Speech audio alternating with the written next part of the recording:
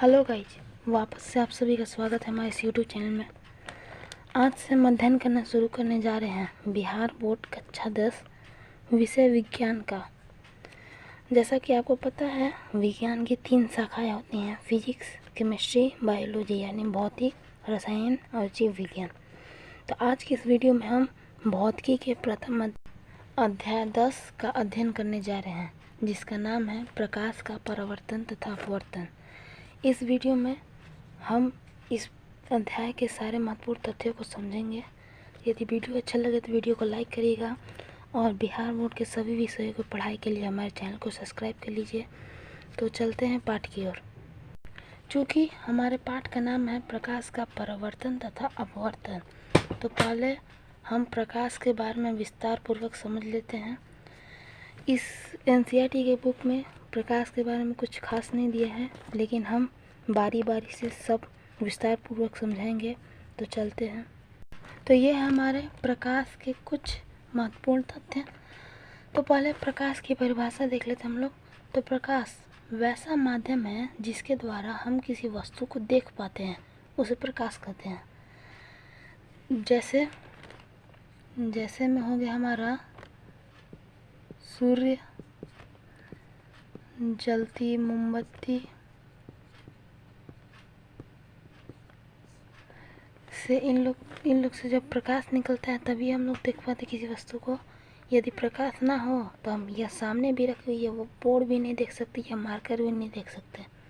ठीक। फिर अगला हमारा टॉपिक है कि प्रकाश ऊर्जा का ही रूप होता है। प्रकाश ऊर्जा का ही रूप होता है। ठीक। फिर अगला टॉपिक है यह सीधी रेखा में गमन करता है, अर्थात प्रकाश हमेशा, मान लीजिए यह टॉर्च है, लाइट देता है। ठीक। तो यह हमेशा ऐसे ऐसे ऐसे ऐसे ही सीधी ही रेखा में गमेगा, ऐसे ऐसे कभी गमन नहीं करेगा, अर्थात प्रकाश हमेशा सीधी रेखा में गमन करता है। ठीक। फिर अगला है यह विद्युत चुंबकीय तरंग है। ठीक। फिर यह अनुप्रस्थ तरंग है। आपने 9th क्लास में अनुदैर्ध्य और अनुप्रस्थ तरंग पढ़ा होगा, तो यह एक अनुप्रस्थ तरंग है। ठीक। फिर अगला है यह कण के रूप में फोटॉन होता है। ठीक। तो ये थे प्रकाश से रिलेटेड महत्वपूर्ण तथ्य। अब चलते हैं अगले टॉपिक की ओर। आप इसे नोट कर लें या इसकी स्क्रीनशॉट ले लें। हमारा अगला एवं दूसरा टॉपिक है प्रकाश की चाल, स्पीड ऑफ लाइट। यानी कि प्रकाश हर जगह एक ही गति से नहीं चलती है, हर जगह अलग अलग गति से चलती है। निर्वात में प्रकाश की चाल सबसे अधिक होती है। अब ये निर्वात क्या होता है? निर्वात जहाँ वायु ना हो, जैसे एक बंद कमरे में हम बंद हो जाएं और उसमें किसी प्रकार से वायु आने का स्रोत ना हो, तो वह हो गया निर्वात। ठीक। तो यहाँ आगे दिया है विभिन्न माध्यमों में प्रकाश की चाल। तो सबसे पहला है निर्वात। निर्वात में दिया है 3 × 10⁸, जो सबसे ज़्यादा होता है। निर्वात में प्रकाश की चाल सबसे ज़्यादा होता है। यह जो 3 × 10⁸ मिलीसेकंड है, यह इसको हम 3 × 10⁵ किलोमीटर बोल सकते हैं, या 3 लाख किलोमीटर बोल सकते हैं, किलोमीटर प्रति सेकेंड। ठीक। तो ऑब्जेक्टिव में एग्जाम में पूछा जाता है निर्वात में प्रकाश की चाल, तो यह भी ऑप्शन दे देगा, यह भी दे देगा, यह भी दे देगा। तीनों का एक ही होगा, आप किसी भी लगा दीजिएगा। ठीक। फिर अगला है वायु। तो वायु में निर्वात की चाल, वायु में प्रकाश की चाल निर्वात से थोड़ी कम होती है। यानी एग्जाम में ऑब्जेक्टिव में दे देगा वायु में प्रकाश की चाल किससे थोड़ी कम होती है, तो निर्वात से थोड़ी कम होती है। ठीक। फिर अगला है जल। तो जल का चाल 2 × 10⁸ मीटर सेकेंड। ठीक। यह देखा आपने विभिन्न माध्यम में प्रकाश की चाल। वैसे तो और माध्यम होते, लेकिन ज़्यादातर एग्जाम में यही 3 माध्यम का पूछता है। ठीक। अब चलते हैं अगले टॉपिक की ओर। हमारा अगला एवं तीसरा टॉपिक है प्रकाश स्रोत। अब प्रकाश स्रोत क्या होता है? तो जिस वस्तु से प्रकाश निकलता है उसे प्रकाश स्रोत कहते हैं। जैसे सूर्य से हमें प्रकाश निकलता है तो सूर्य, वरना जलती हुई मोमबत्ती। अगर यदि आपसे पूछेगा क्वेश्चन में कि क्या बल्ब एक प्रकाश स्रोत है, तो आप बोलिएगा नहीं। अब पूछिएगा आप क्यों? तो क्योंकि बल्ब जब बूता हुआ है तब थोड़ा ना प्रकाश का स्रोत है। जब कहेगा कि जलता हुआ बल्ब प्रकाश का स्रोत है, तब भले मारिएगा कि हाँ जलता हुआ बल्ब प्रकाश का स्रोत है।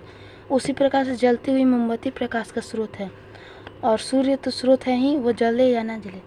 ठीक, फिर आगे है कि प्रकाश स्रोत के प्रकार। तो प्रकाश स्रोत दो प्रकार के होते हैं, पहला प्राकृतिक, दूसरा मानव निर्मित। अब प्राकृतिक स्रोत कैसे हुआ? तो प्राकृतिक स्रोत में हमारा आ जाएगा सूर्य।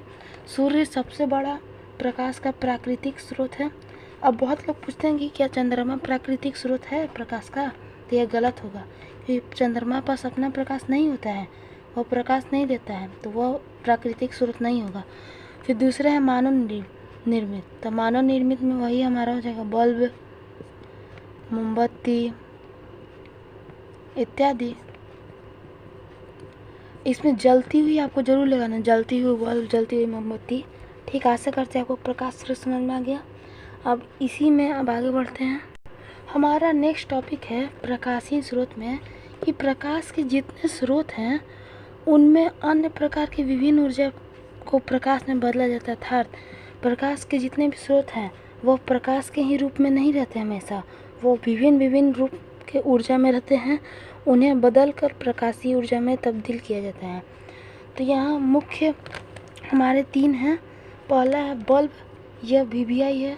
बल्ब एवं मोमबत्ती, यह VVI है। यह कई बार एग्जाम में अधिकतर हमेशा हर साल पूछा जाता है कि बल्ब कौन सा ऊर्जा है और किस ऊर्जा में बदला जाता है। तो बल्ब विद्युत ऊर्जा है जिसे प्रकाश ऊर्जा में बदला जाता है। उसी प्रकार मोमबत्ती रासायनिक ऊर्जा है, उसे भी प्रकाश ऊर्जा में बदला जाता है। और उसी प्रकार लालटेन भी रासायनिक ऊर्जा है, उसे भी प्रकाशीय ऊर्जा में बदला जाता है। ठीक, आशा करते हैं कि आपको किस ऊर्जा को किस ऊर्जा में बदलना चाहिए वो समझ में आ गया। चलते हैं अगले टॉपिक की ओर। हमारा अगला एवं चौथा टॉपिक है प्रदीप एवं अप्रदीप वस्तुएं। अब ये प्रदीप एवं अप्रदीप क्या होता है? तो वह पदार्थ जो स्वयं प्रकाश उत्सर्जित करता हो उसे प्रदीप वस्तु कहते हैं। क्या जैसे सूर्य हो गया, तो सूर्य प्रकाश को स्वयं से उत्सर्जित करते हैं, वरना हो गया एग्जाम्पल में आपका जलता हुआ मोमबत्ती, तो वो भी अपना खुद से प्रकाश उत्सर्जित करता है। ठीक, फिर अगला है वह पदार्थ जो स्वयं प्रकाश उत्सर्जित न करता हो उसे अप्रदीप पदार्थ कहते हैं। अब अप्रदीप क्या हो गया? तो अप्रदीप में हमारा हो जाएगा पत्थर, कागज,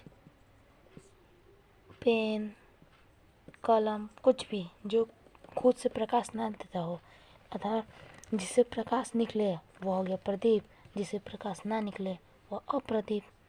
ठीक, अब चलते हैं अगले टॉपिक की ओर।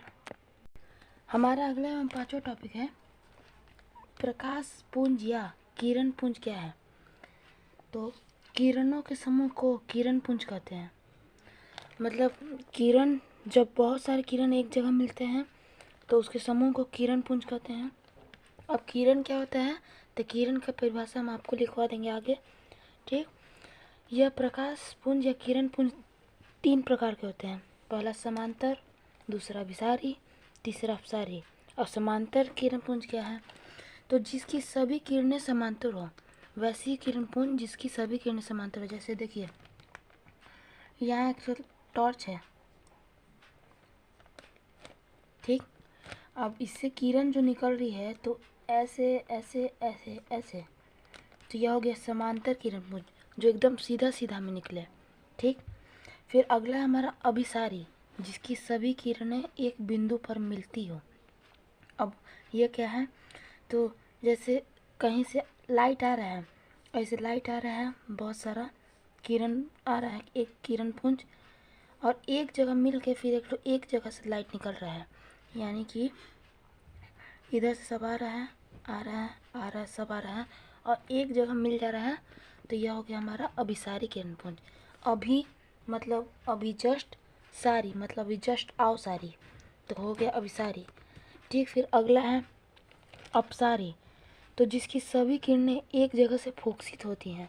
अब फोकसित का मतलब देखिए, मतलब एक टॉर्च से लाइट जा रही है, ठीक, फिर एक जगह से वह लाइट सब किरण इधर एक उधर फैल जा रही है। फोकसित का मतलब ये होता है इधर उधर दिशाओं में फैल जाना, तो यह हो जाएगा हमारा अपसारी, जिसकी सभी किरणें एक जगह से फैल जाए तो हो गई अपसारी। ठीक, आशा करते हैं आपको किरण पुंज और इसके तीनों प्रकार समझ में आ गया। चलते हैं अगले टॉपिक की ओर। हमारा अगला छठा टॉपिक है किरण मतलब रे। अब किरण क्या है, तो प्रकाश जिस रेखा में गमन करता है उसे किरण कहते हैं। जैसे यह सूर्य, तो इससे जो प्रकाश निकल रहा है तो वह एक रेखा में गमन करता है, जो यह हो गया सूर्य का किरण। जैसे हम जलता हुआ मोमबत्ती, तो इसका भी जो प्रकाश वह सीधे एक रेखा में गमन करता है, जो है ये, तो यह भी हो गया इसका किरण। तो चूँकि मैं आज की इस वीडियो को ज़्यादा लंबा नहीं करना चाहता, तो आज की वीडियो के लिए बस इतना ही। आज के वीडियो में हमने अध्याय 10 प्रकाश के बारे में समझा तथा अपसारी किरण पुंज के बारे में समझा, समांतर किरण पुंज के बारे में समझा, किरण के बारे में समझा, प्रकाशीय स्रोत, प्रकाश का चाल इत्यादियों के बारे में अध्ययन किया। ये क्योंकि यह अध्याय काफ़ी लंबा है, तो इस अध्याय पर और भी वीडियो आने वाली है। तो आज के वीडियो को बस इतना ही पे रोक देते हैं। तो यदि वीडियो अच्छा लगे तो वीडियो को लाइक करिएगा और बिहार बोर्ड के सभी विषय की पढ़ाई के लिए हमारे चैनल को सब्सक्राइब कर लीजिए। तो मिलते हैं आपसे अगले वीडियो में, तब तक के लिए धन्यवाद।